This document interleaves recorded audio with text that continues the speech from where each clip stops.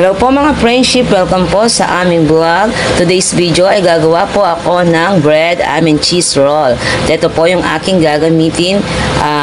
Meron po akong pan na sindis, tapos meron po akong cheese, ham, tapos meron po akong scrambled egg para sa ating coating mamaya sa ating bread. Tapos meron po akong breadcrumbs po. Yan po yung mga sangkap na aking gagamitin para sa aking bread and cheese roll. Kita peanut butter. Wala tapos. Kita pa tapos.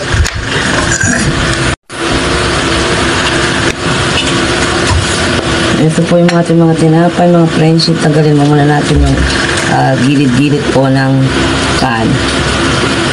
Kasi matigas po ito.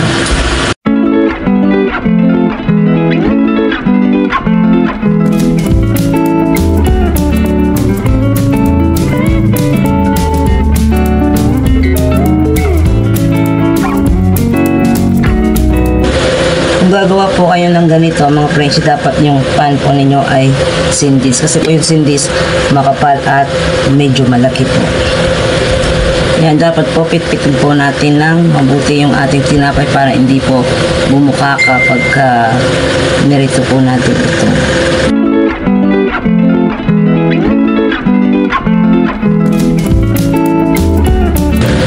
Sa lahat po ng aming mga subscribers, marami po salamat sa inyong lahat.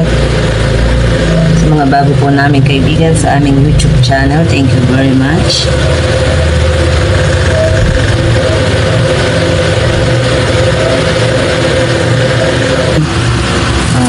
Tapos na po mabalot ang ating ham and cheese. Ngayon, ipokot na po natin ito sa ating scrambled egg at sa ating breadcrumbs.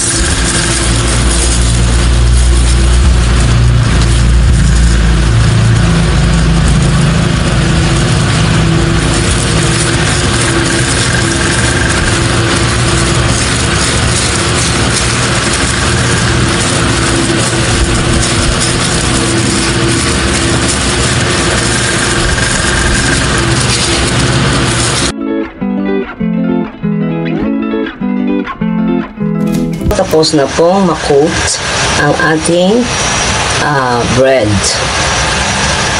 Initin ko muna yung mantika bago ko ilagay ang bread roll. So yun na po mga friendship, mainit na po yung ating mantika. So ilalagay ko na po yung ating bread. So dapat mahina lang po yung ating apoy para hindi po masunog ang ating bread.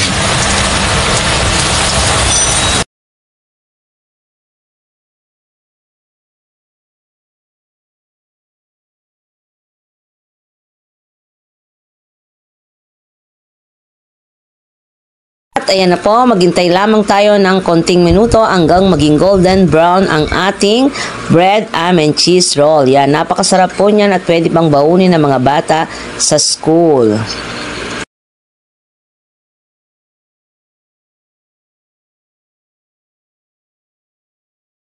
At ayan na po ang ating finished product na bread and cheese rolls. Yan, yum, yum, yum. Maraming po salamat sa lahat po ng aming mga subscribers, sa lahat po ng aming mga followers. Thank you very much po. God bless you all.